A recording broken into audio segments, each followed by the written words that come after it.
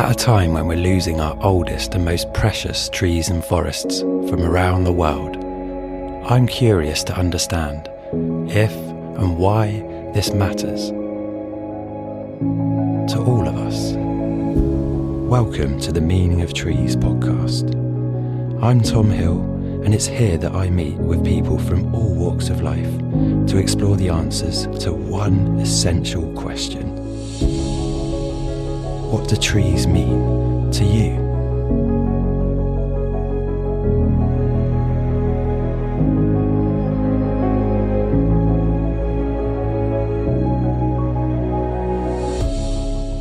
Hello everyone, I'm not Tom. My name is Arifah, and a little bit about me is visual description is light brown, South Asian, short lady, like 5'3", with a brown hijab and a blue jumper for those of you who can't see. I'm British Pakistani. I love trees. I love food. I am a human geographer, so not anatomy. I love geography of people and the world, and specifically, I love identity geographies. And the reason I'm here today is because on behalf of all of the listeners, we're going to flip the script and we're going to start asking Tom some of the questions today. No pressure, Tom. No pressure whatsoever. And I think to start off, I want to ask you who you be. Not who are you and your title, but yeah, just give a human description of who you are. And how would you describe yourself? Okay, well, that's a big question, and yeah, we could go on for a couple of hours about that. In summary. But I suppose, yeah, alongside the kind of professional persona that I might have, I think underneath it, in many ways, I'm actually a big child. And I think that actually a lot of us have a child living inside of us. Mm. And I think that drives a lot of our kind of wants, needs, and what we're interested in as well. So I think in describing myself, I think that I am aware that, yeah, there's a playfulness to how I go about my business. Of course, I also have responsibilities. I'm a dad as well. Mm-hmm. But yeah, my relationship with my kids is important. They obviously are children. So you're going to hear from one a bit later in this episode. And of course, yeah, that's something I really value, is that kind of ability to look at the world without hardened filters on it. Mm. And I think then bringing that into the current context and many of the themes that thread through this podcast, and certainly, yes, the motivations behind why I wanted to bring this pod to life, are about the need at the moment for a kind of suppleness, a adaptability to so many threats, existential, every kind of threat really. Mm. And the human condition is one that's bloody stressful, to be honest. I agree. And so, you know, I get this chance to sit and speak to people like yourself and genuinely listen. But of course, don't think that I'm going around all day long like this, talking to people. I wish.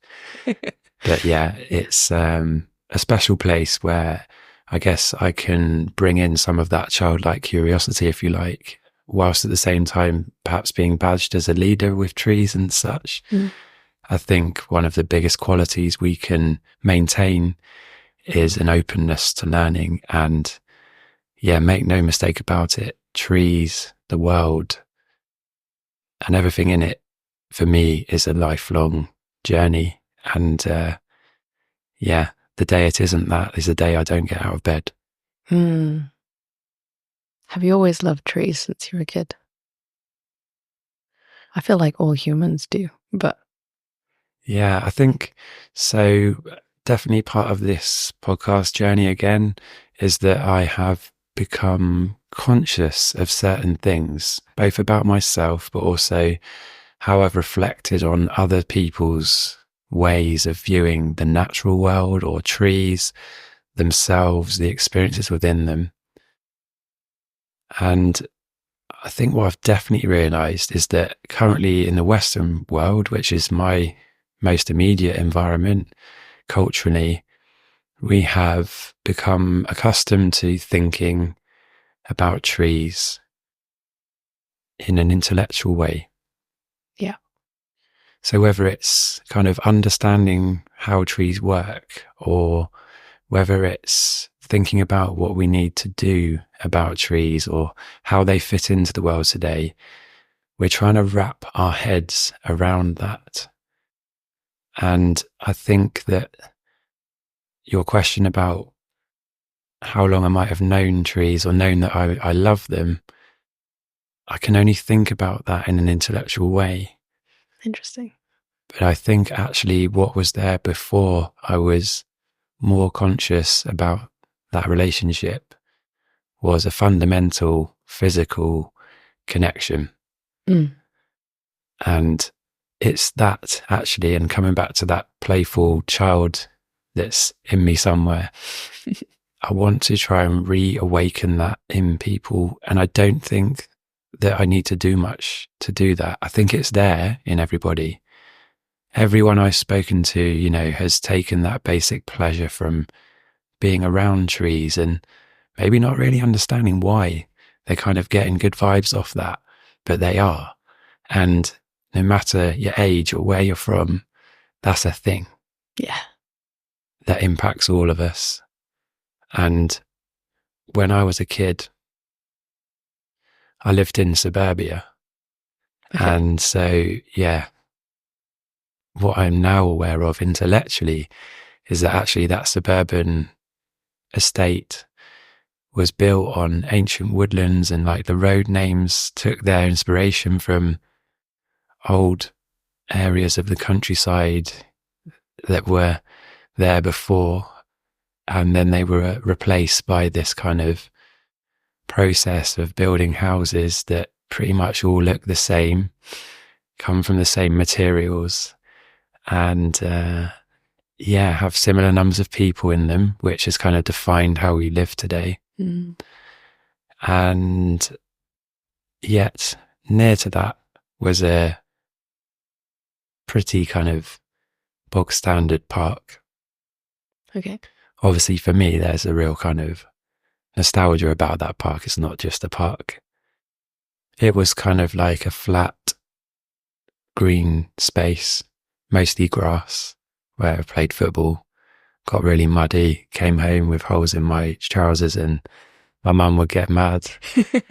But yeah, scrape up your knees. That's it. Yeah. But at the same time, around the outside, you had laurel hedges and Scots pine trees. So standard kind of game cover in an estate sense. Yeah.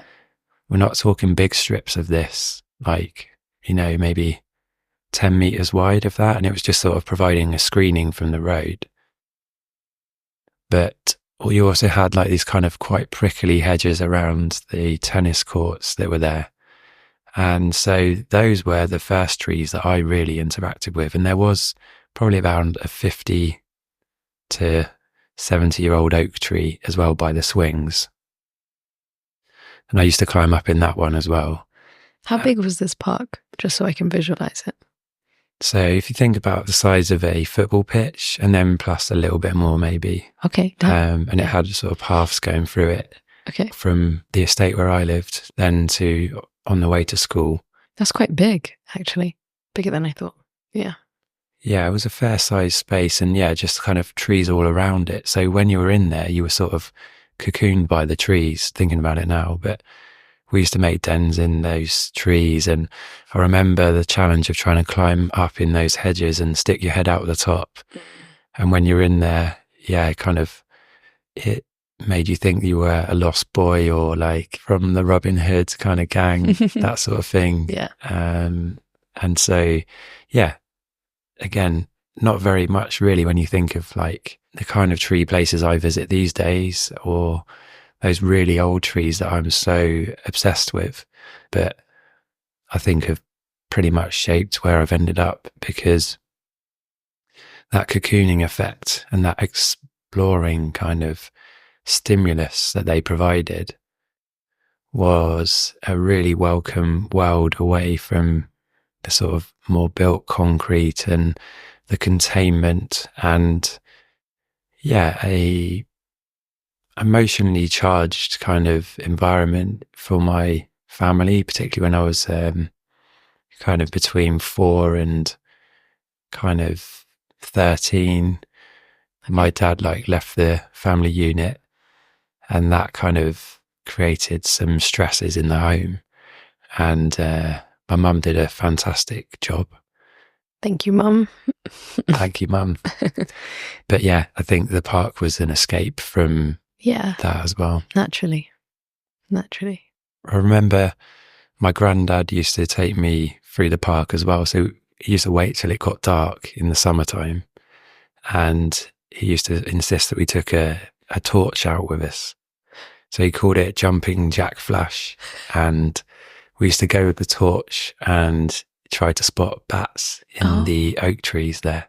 Did you see them? Yeah, I remember seeing some pipistrelles. Well, I know they are now. Again, this is my intellectual brain, but yeah. At the time, it was like, wow, bats. Yeah, it's so cool being an adult trying to look back at your childhood memories, because even when you describe them, you add so many more words and knowledges and intellectualizations. Whereas when you were a kid, you were just, whoa, tree. And that's about it. But yeah, sorry, continue. Go on.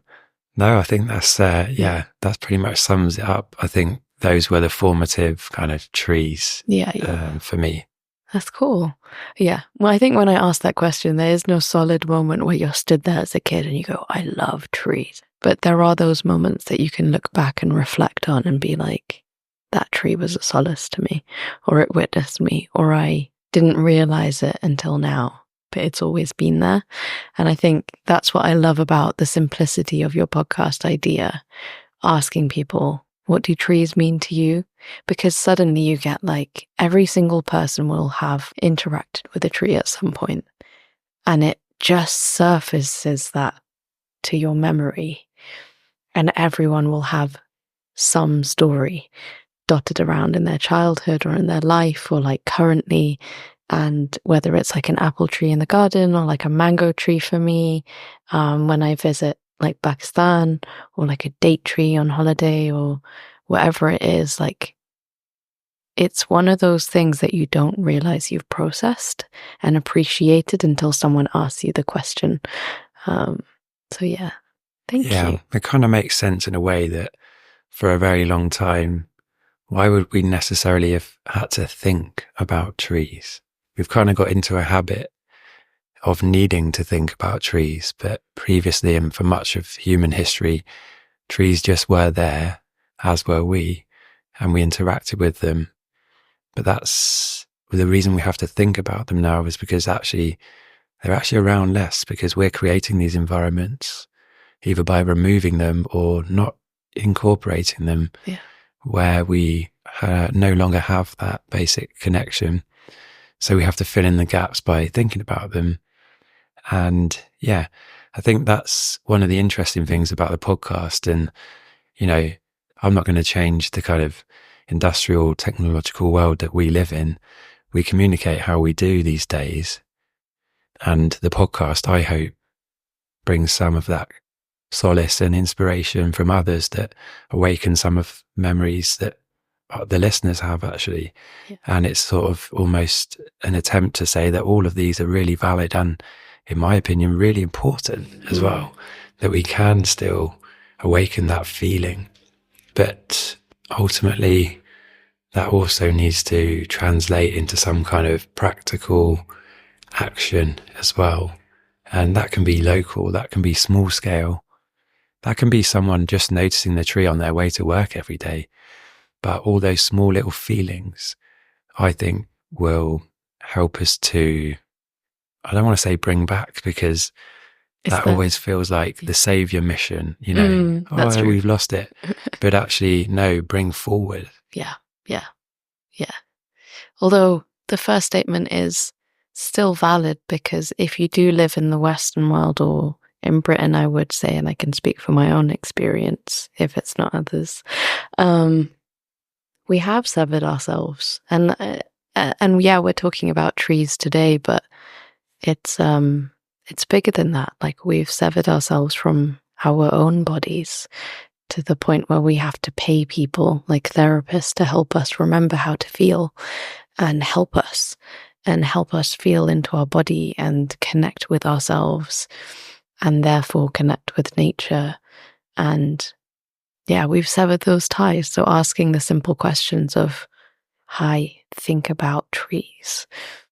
It becomes much bigger than just that question. It's a reminder that there's a connection and we're connected. Yeah. So. Do you mind if I ask you a question? No, I don't mind. I know you kind of reversing the roles, but yeah. Yeah, go for it. So what you're speaking to is the fact that we're not separate from that thing. And I think that's the problem, is that we've severed from something we are not ultimately different to, apart from. We've just tricked ourselves to believe that. Now, one of the things that I know you and I have spoken quite a lot about is that in some kind of older cultures, there still is that appreciation that our extended family, if you like, are other living things, trees being one of those. And actually, that mindset is baked into, ancient cultural traditions that at the moment we don't have a kind of set version for. We have many little kind of niche ways of describing nature connection, but in the kind of capitalist mindset and the individualist mindset, they are in themselves kind of fragmented, even though they do produce something as a whole. But actually some of those more traditional cultures, be that religion or actually, indigenous tribal cultures, they have a kind of practical language and way of living that is more in balance. And some of that still exists today. So there are kind of like cultural practices that continue to protect in that way through a certain reverence. One of the ones that I'd learned from you was actually about your own faith and how in Islam, there's something about how you might approach an older tree. I wonder if you want to tell us a bit about that. Yeah, sure. So my connection with Islam has always made me appreciate the world around me. I can't remember what it is. This, I think it's called design theory. There's lots of ways that you can argue belief in God, and one of them is like design theory, I think. So essentially it's appreciating the creator's design and appreciating what is around us. But yeah, Islam has taught me to respect and look and observe all around me as creation, just as any other faith would, really. And then within that, trees are mentioned quite a few times. And I'd love to know more, actually. There's so many parts of Islam I haven't looked into as much as I could do. But I remember some early memories of my mum telling me about, we believe in the unseen. So a big part of Islam is like obviously believing in the unseen, because you can't physically see God, so you have to believe in God. And with that is other creations that live amongst us that we just can't see. And of that, there are jinn. So you've got human and you've got jinn on the earth.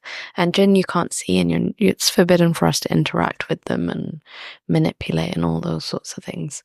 But we know that they live in society right beside us and of different faiths and of different cultures, etc., etc. But it's also popular for jinns to live around trees. And I've always been really conscious of that. It's one of those things that it's a very unique thing, I think, growing up with an Abrahamic religion in your formative years, and everyone has different experiences of them.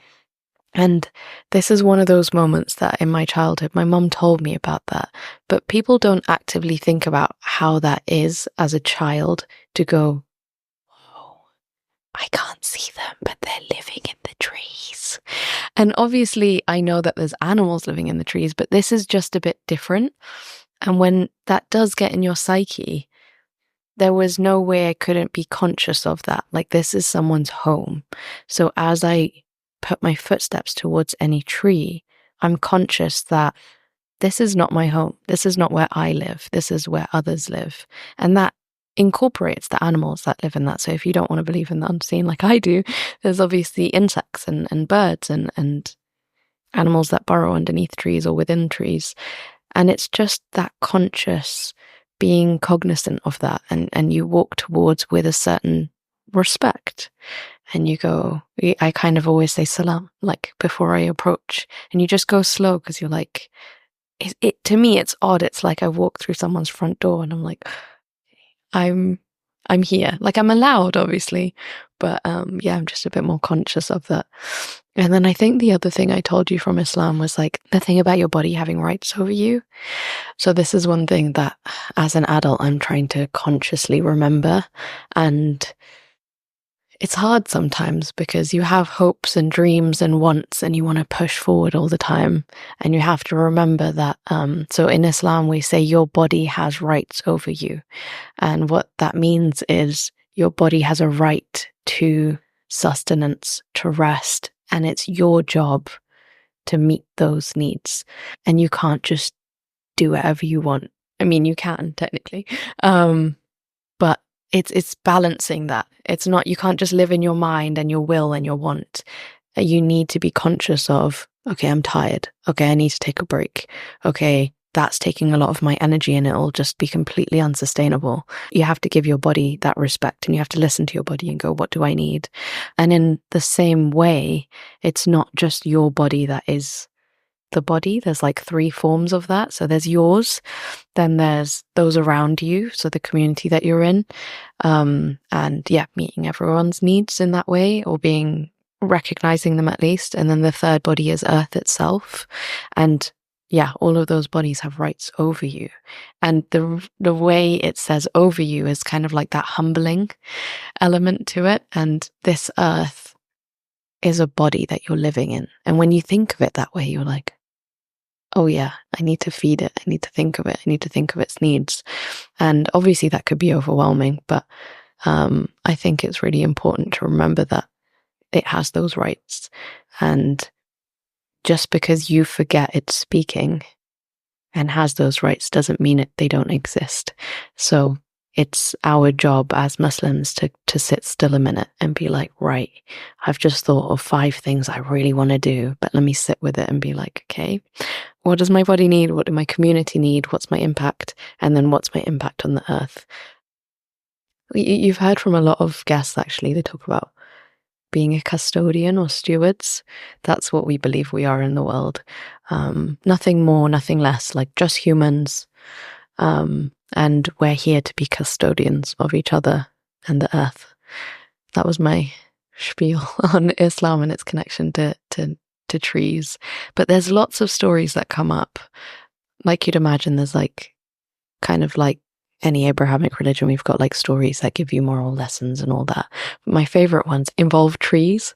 Like I remember this small one about, I can't even remember the wider context, but a tree was crying because the Prophet, peace be upon him, didn't lean on him when he was worried or when he was having a stressful or hard time. And there was a tree right next to him saying like, lean on me. Like it wanted him to lean on him, and then he was walking away and the tree was crying saying like, I was right here. Like you could have leaned on me. I could have helped. I could have supported you, you know? And it's kind of like that lesson that we have an entire environment around us that is witnessing us and wants to help. And I don't know, I just found that really profound and beautiful as well when I was like a teen and I heard that story. Yeah, don't know. It really gets you thinking, doesn't it? Does, right? Yeah. In the introduction, when I asked you to introduce yourself and I asked you some questions, you brought up the podcast and the journey of the podcast. So I feel like, let's talk about it. Let's talk about the podcast and start off with, where did you come up with this? Like, what was the moment that you just had this really simple, small idea and then like all this energy built to be like, oh, this is good. I want to do this. Walk us through that starting process. Okay. Well, I think in a way, in my kind of tree career or tree lifestyle, I guess, which started more consciously in my sort of mid-20s. I'd been to university and did a broadcasting degree, which I did enjoy, kind of exploring different people's worlds in that time. But I think it was like kind of about producing news packages. And yeah, that was just kind of too tight a format and too kind of formulaic for me at the time. And also, yeah, you kind of had to take your lead from the current news story. So it's kind of like self-perpetuating the same stories, which for me just didn't have that investigative element. Yeah. You know, Yeah. I'd always thought, like someone like Louis Theroux, he's like, you know, There's some critical thought there. brilliant. Yeah. Yeah. But I wasn't able to kind of practice any of that in my degree. Then I kind of tried to work out what I did want to do. And I was actually creating like art at the time, and just sort of, it was a cathartic process that I was sort of moving from accepting that I wasn't going to be in the media sphere, but actually then what was I going to do? And that moved from kind of disdain for what had been and almost what felt like a waste of time in some respects, but then actually changing to, okay, you've dealt with that. How do you want to feed your inspiration and interest in life? And that's where trees came in, I think. So I started to, you know, draw and paint trees, and then I realized that you could actually become a ranger in this country, which quite naively I didn't realize. I was sort of in my early 20s. I thought that was something that was in other countries, you know. Yeah. But then I learned that was actually a career choice here. That was a chance to really immerse myself in natural surrounds, and particularly areas full of trees. And I feel really fortunate that I was able to do that, and then sort of started to shape my own version of leadership, if you like. And that meant for me working with actually groups of young people and having to lead those and look after them in the outdoors and in woodlands, and also provide what to me at the time felt like what was the most inspiration I could provide them with to take the most from those experiences in those woodlands, ancient woodlands, but in my mind at least something that they could take away with them that hopefully would translate when they're looking at or amongst those kind of places or making decisions about them.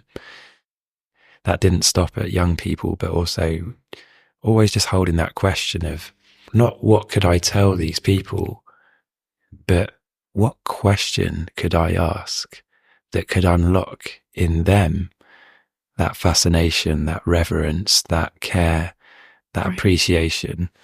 And yeah, I don't think that's a perfect science ever. No. But it's really fun to try and do that. So I think that's something that I was able to practice in my journalism training was, yeah, it's all about the question. If you can find the right question, then, you know, you can open a new mindset. You can open possibilities, opportunities, and not just, you know, in the people that are responding or absorbing that question, but I can too, you know, how people respond to a question without me trying to pigeonhole them beforehand. If I can remain open to what they're actually saying, that in itself then kind of feeds into that whole kind of air of possibility.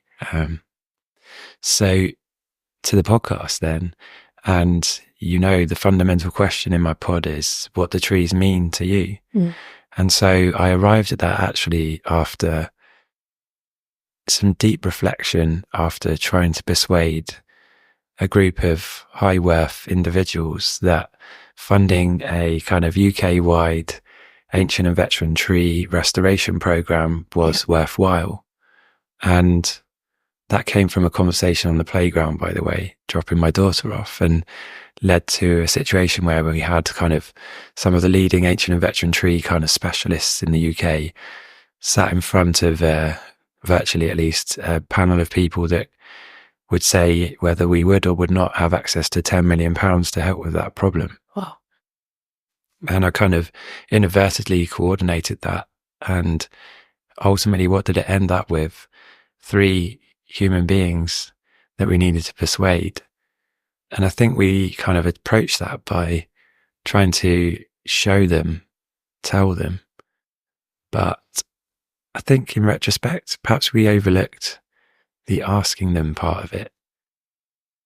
And if we'd have asked them what trees have meant to them, perhaps we could have awakened more of a desire to support what we were asking. And no disrespect to those guys either. Like, they had good reasons why they didn't back us. And yeah, they had a job. They had a job to do to manage resources effectively. But at the same time, I think persuasion does come into those things. Influence. And, influence, exactly. So then I just kind of was like really trying to find, if I ever was in that situation again, or more widely, what might be the ultimate question.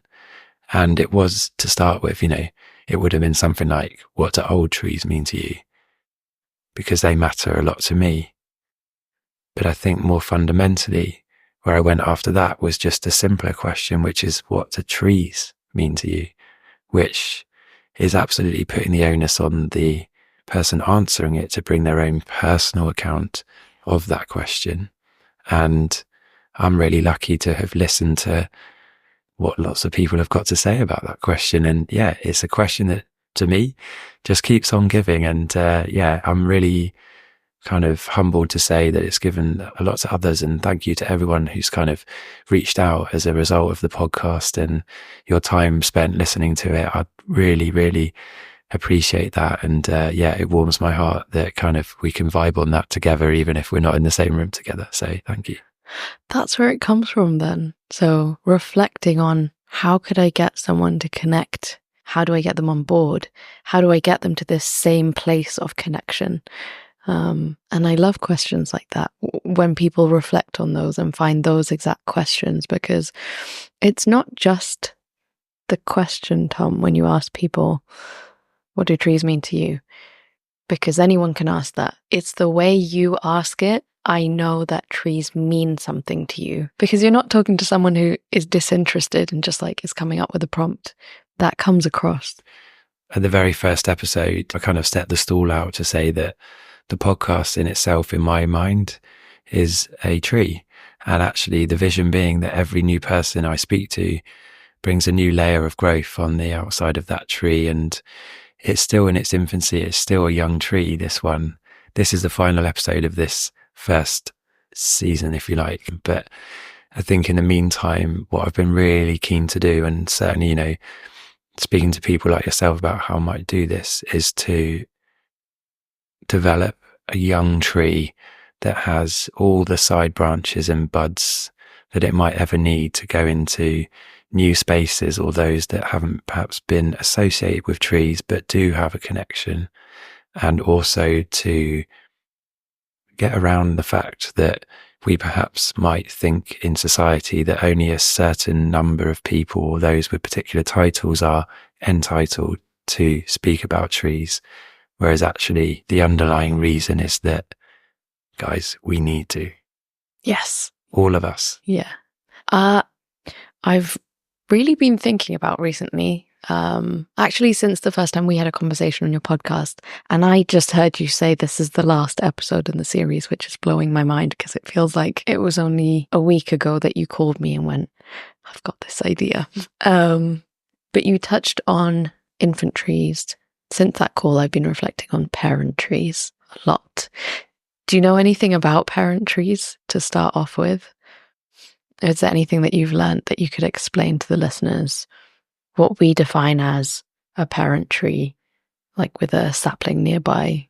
So I think what you're referring to is the kind of concept at the moment that's quite well talked about the sort of wood wide web, and how under the ground there's an interrelatedness between trees and forests, and that actually not in all tree species, but certainly in some documented studies, there can be a sort of exchange of basic nutrients and sustenance, so water, sugars as well, which travel between the fungi, that are often encasing and joining between roots and increasing their absorption capacity, but perhaps also directly between roots that perhaps are fused together between different individual trees. If we take beech trees, for example, where they're a shade-tolerant tree, in a forest full of beech trees, then actually light is a really important sort of resource, because you get established trees that are older, and then you get the young ones that are just held kind of because of the shade. There's not much of the sun's energy reaching them to power up and become full-grown trees. So they're kind of suspended in kind of limbo whilst that older tree exists, and waiting in the wings until that tree falls down, or, you know, big part of it comes off and light then will cascade in. And then it's kind of like a race to find the light between those small seedlings that are there. But I think the theory that you're pointing to is that actually to keep some of those younger trees going, when perhaps they might not be able to access light themselves because of a dense canopy of the parent tree above, that actually those bigger trees can supply through the root network some kind of sustenance. But of course, you know, that's like all geared towards the long-term survival strategy of that species, and without wanting to anthropomorphize, kind of wanting the next generation to have the best possible chance to get away, or our offspring to succeed in our place and continue. And yeah, the other thing is that I think in some of those studies, they've also shown that, you know, a dead tree stump as well can still be connected to the main network. Correct. Yeah. So they can still sort of serve as a kind of a hub where sugars and nutrients can pass through, even though there's no functional sapwood, no living growth on those stumps anymore. But actually, yeah, they still kind of keep those networks open and alive, which is really interesting. I know all of these things outside of studies, so I don't quite know how or who, but I just know from within my community or family, I just have learnt a lot of these knowledges of the truths, I would call them, of trees. Trees live within community, just like everything in our nature, and so should we. But yeah, trees need each other. And like you talked about, that network of mushrooms and mycelium underneath, there's a constant connection there. There's a whole village. To me, it's not just sugars and nutrients and light. It's wisdom and knowledge and guidance. It's recognizing a bug and a disease and going, this is what you need, and just passing the antidote through because it happened 20 years ago or 10 years ago or 100 years ago or whatever. And like between the trees and between different species, there's connections, and one will reach light better, so it can pass those on, and one will have a relationship with the nearby insects and animals, and it could pass those things forward.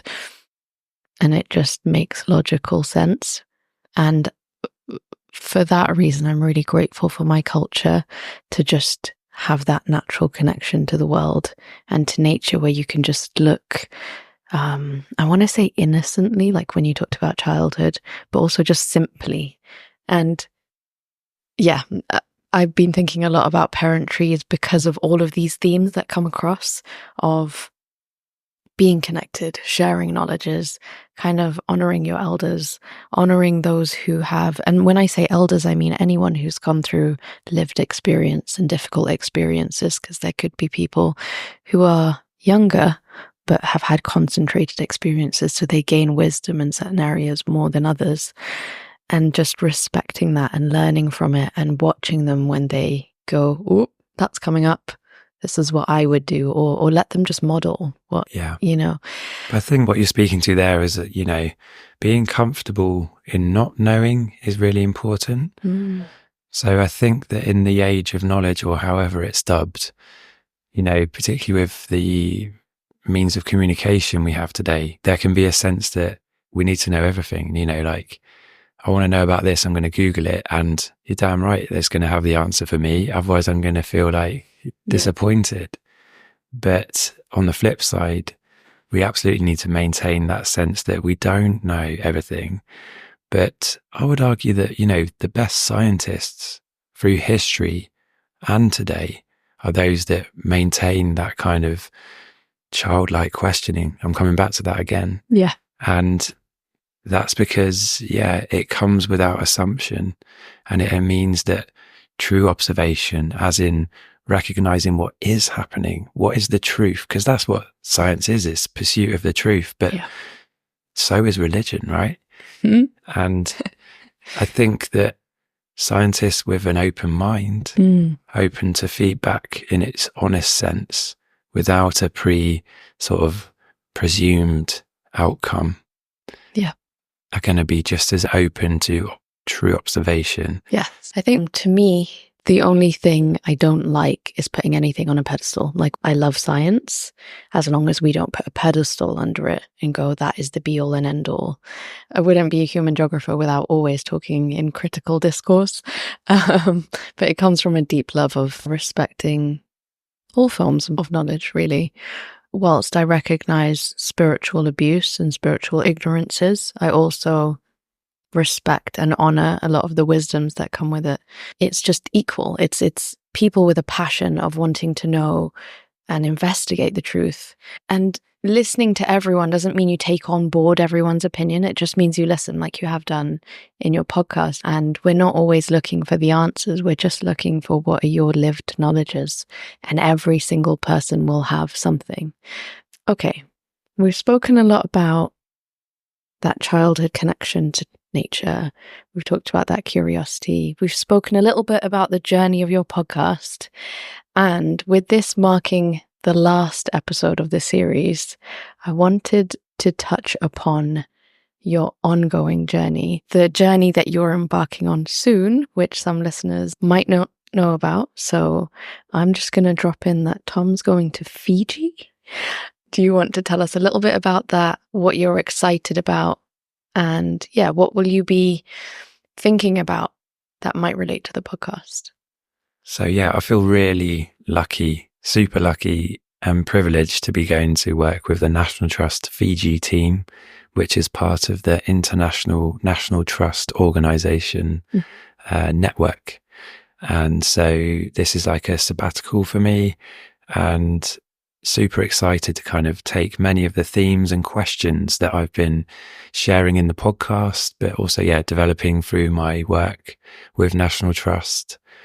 And I'm really going there to listen and observe and explore how that culture, as I understand it, in Fiji is actually a place where nature and humans are not seen as separate entities in the main. So it's an interesting place culturally in that it is an ex-colony, but it's actually a place, probably due to its remoteness in the Pacific Ocean, that it has also held on to tribal values and ways of living.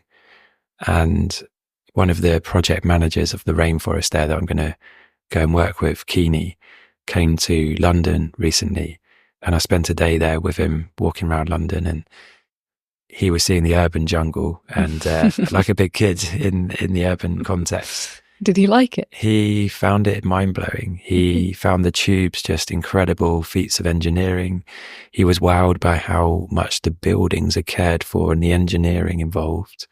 And obviously on my part, coming from that world, I was more curious about Fijian culture. Yeah. National Trust Fiji looks after several large protected reserves, and the largest of those, the Sovi Basin, is actually a 15,000 hectare intact rainforest that's in a river basin, and you have to walk 8 hours to even get in it. It's not got like infrastructure for visitors, but yet National Trust Fiji, their job is to look after it and understand and check in whether it's kind of in a healthy place. So it's going to be an incredible opportunity to go and learn a whole different way of interacting with the natural world and what our place is in it.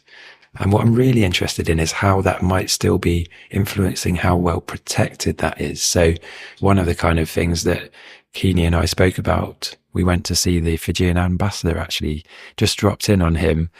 Keeney happened to know him from back home. And when we were in London, we went to see him and ended up having this fantastic discussion about the concept of the vanua, which in Fiji is kind of like their equivalent of describing Gaia, or, that kind of Mother Earth, how everything's all connected, and that even on the tubes, the vanua is present. That really challenges some of the ways that we look at things. So it's essentially that wherever there is life, the vanua exists, and it's something much bigger than ourselves. And as well as being a really exciting trip to go on, I'm also going to be coming back and looking at how I might take some inspiration from that experience into the work that I am doing with National Trust and others, and yourself, Arifah, and how we might use some of that energy, I suppose, or inspiration to continue these kind of conversations, really. And I'm going to meet you when you're back to reflect on that. Yeah, I'll be really happy to, do a role reversal again and chat about what I've learned and share some of those reflections. That'd be great. Good luck on your journey. And I love the open nature in which you are going, and going to learn and going to listen and going to witness without any pressure to really bring things back, just going to be. And no doubt you will have things to bring back. So I'll look forward to that conversation. If I can just push you for one last thing, which was, we had a conversation before and we started talking about the motivations of what is in our power to do. And you made a really great point on the flip side of that, which is what is consciously in our power not to do. Is there any of that you could explain to the listeners today, and any of that you're thinking of and being conscious of as you go to Fiji? Sure. So I think I'm going from a heavily industrialized capitalist society where, I can literally order my food from the touch of a button from my home. I have everything I need. I've got a roof over my head, hugely privileged position in terms of, human history to just have all of that. And, the ability to connect with people on the other side of the world, again, just like at the touch of a button.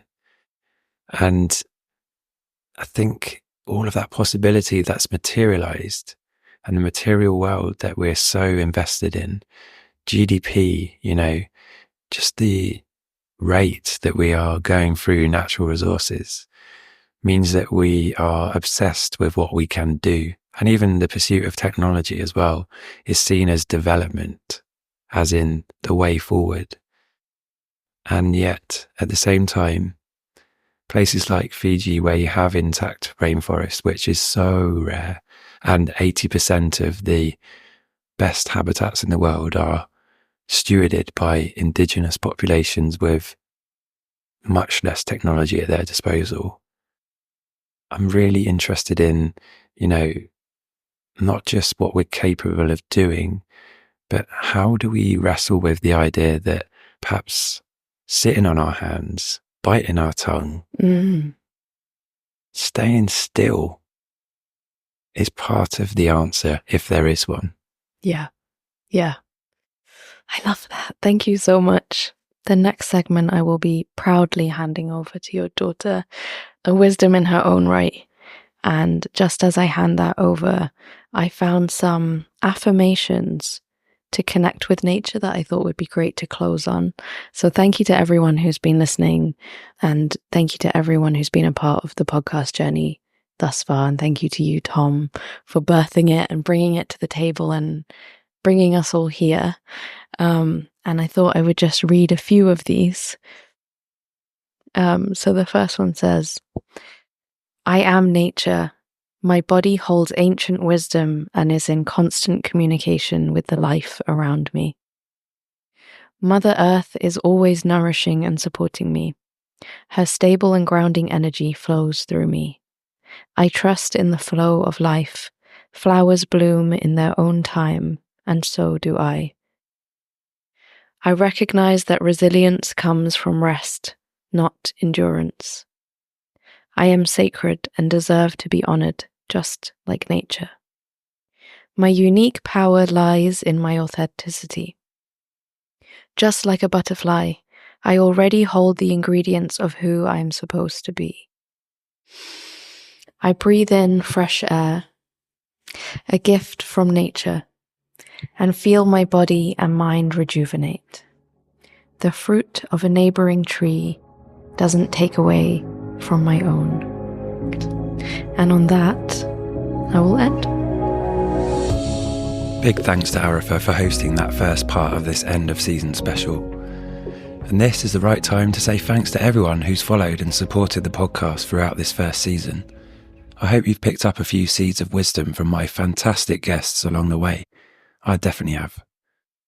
And a special thanks to anyone who's dropped me a line or left a review. Every comment's helped to shape the way that this thing has grown, and I'm definitely hoping to pick up where we leave things today in a little bit. Now though, for my final guest of the series. It's my 10-year-old daughter, Delilah. Now, Delilah, you've heard a lot about this blooming podcast for the last few months. We've spoken about sitting down to chat about trees, because I've never really asked you that question about what they might mean to you. So, Delilah, what do trees mean to you? Well, there's 2 crabapple trees outside our house, and I like climbing one of them in particular because it has like handholds, so you can pull yourself up.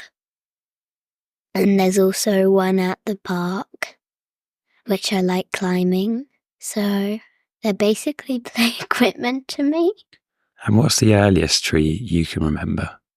Probably walking home with you in reception and seeing the little apple tree over there in Glenlinda's garden. And how do trees make you feel? Happy and calm. Why do you reckon that is then? Maybe because they're really big. They're bigger than me. I do know you've been up in that crabapple tree when you've felt mad sometimes, haven't you? Yeah. Tell me a bit more about that one then. I feel safe in the tree because I can just go up there and sit there for as long as I want. Have you ever had any bad experiences with trees? Well, I've been scratched a lot of times by trees, and maybe once I've fallen out of one or let go and fallen off of a branch. And are there any trees or woods in stories that you think of sometimes or that you've heard about? In the book I'm reading, The New Forest, and in Harry Potter they went into a forest to hide, to it by. Have you thought much about in our house that there's quite a few things made of wood before and where that comes from? Or is that something that you don't think about much? Well, I thought about the curtain rail and the wooden circles that the curtain hangs from, and the bedside tables that are made of wood, and the bed board, the headboard on the bed. And do you ever think about where those things have come from? The headboard on the bed, I think about like bamboo forests, because it's got bamboo on it. Okay, and then on a scale of 1 to 10 then, so comparing things that you like in the world, what score would you give trees? 8. Okay, and what will come higher than an 8 in your life? School, skateboarding, gymnastics. Taylor Swift, maybe? Yeah. Okay, and have you got a favourite type of tree? Trees that blossom and palm trees. What is it you like about those then? I like trees that blossom because they're really colourful, and I love the flowers. And I like palm trees because they're tropical. And I like coconuts as well. Have you got any thoughts about how grown-ups treat trees, or anything you'd like to tell grown-ups about trees? I think that most of them treat trees with respect, but some of them, they cut down trees.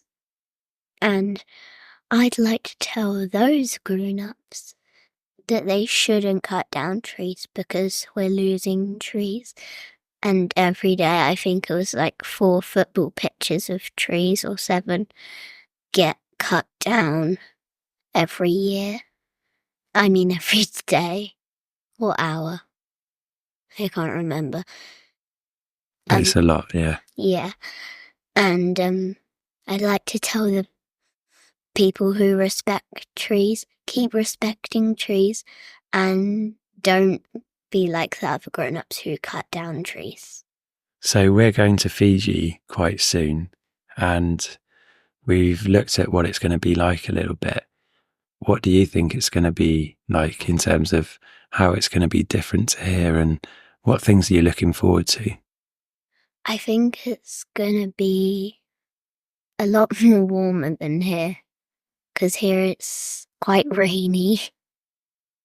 And I think it's going to be very different in terms of culture. What kind of things do you think might be different in the culture? So there's like tribes there, and we don't have many tribes here. And they say that you have to bring the tribe's gifts, and you have to drink kava. Yeah, they have a root extract drink called kava that you have to share with the chief to go into the villages, yeah. And yeah, what are you most looking forward to when you go there? Seeing all the different sights and doing the activities. Nice. So normally when I interview someone on the podcast, I get them to leave the listeners with a final message. And when we spoke about doing this podcast chat, you went away and wrote a poem about trees, didn't you? Yeah. So I wonder if you want to share that as your final message. What do you reckon? Yeah. I haven't heard this poem yet. Delilah's been keeping it a secret until we sat down to have this talk. So I'm looking forward to hearing it. It's called The Tree is Key. Wherever you go, wherever you stray, the tree will be key. It's a home, it's a meal, it's a friend, it's a shield. Whatever it is to you, just remember, the tree is key. As it talks in its rustly voices, you don't have the pressure of making choices. Whatever it tells you, just remember, the tree is key. It gives us its bark so that we can have paper, while some people still thinks it's okay to caper. Whatever you decide, just remember, the tree is key. It takes carbon dioxide and gives us air, while some people still just don't care. So whoever you are and wherever you are, I just want you to remember, the tree is key.